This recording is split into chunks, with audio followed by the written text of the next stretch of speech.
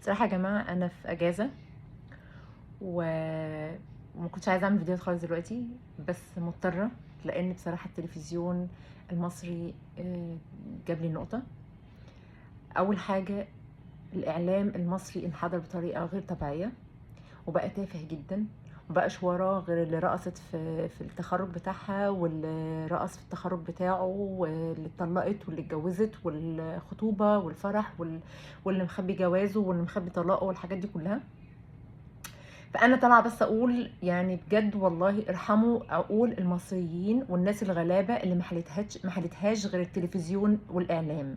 الناس دي ما بتعرفش تقرا ولا تكتب، في ناس كتير جدا في مصر ما بتعرفش تقرا ولا تكتب، وكل اللي حلتها التلفزيون المصري. التلفزيون المصري اللي المفروض يوصل لهم معلومه ثقافيه حلوه، معلومه سياسيه حلوه، معلومه اجتماعيه معقوله، برامج للاطفال، برامج دينيه برضو كويسه. لكن كل اللي احنا بنشوفه دلوقتي اعلامي كبير جدا وليه مركزه، هو بقى وحش هو حلو، ناس بتحبه وناس ما بتحبوش، دي مش مشكله، بس هو اعلامي كبير او اعلاميه كبيره وليها مركزها، وفي الاخر خالص تضيع وقتها او هو يضيع وقته في مكالمه تليفون عشان واحده بترقص التخرج بتاعها ومش عارفه تضيع وقتها مع حد اتطلق وازاي اتطلقتي وليه اتطلقتي. يا جماعه احنا من امتى واحنا كنا من امتى والتلفزيون والاعلام المصري بيجيب المشاكل دي؟ من امتى والاعلام بيعمل البرامج دي؟ بجد بجد بجد ارحمونا وارحموا عقول المصريين من الانحدار والتفاهه ده كتير. وبعدين اي حد دلوقتي هيحب يعمل ترند هيطلع يرقص في التخرج. انا مش فاهمه ايه المشكله لما تخرج لما ترقص في حفله التخرج بتاعتها، ولا ايه المشكله لما واحده تتطلق؟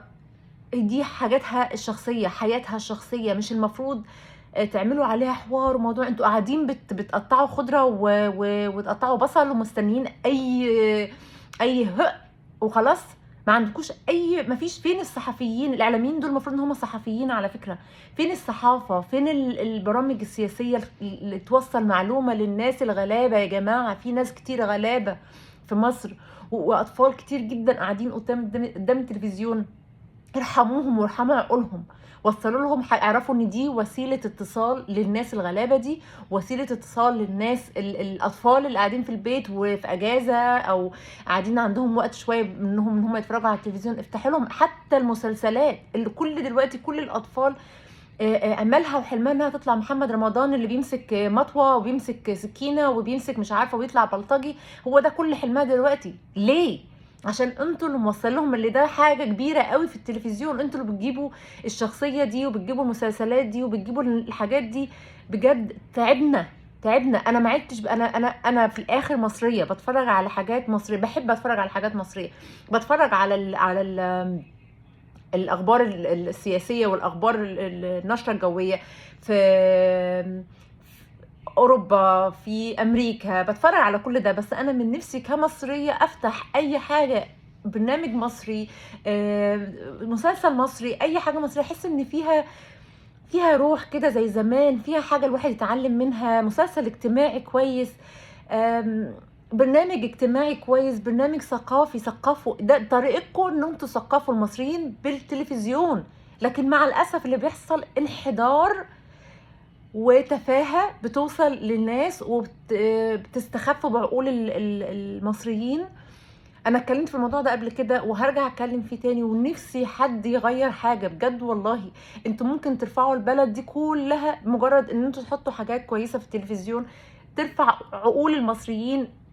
الناس اللي مش بتعرف تقرا مجله او ما بتعرفش تقرا على الموبايل بتاعها او اي حاجه، ده الوسيله بتاعتهم. برامج دينيه، برامج اجتماعيه، برامج سياسيه، مسلسلات اجتماعيه كويسه تهدف لحاجه كويسه. علموا ولادكم وعلموا المصريين كلهم حاجه كويسه. يا رب يا رب بجد صوت يوصل او اي حاجه تتغير.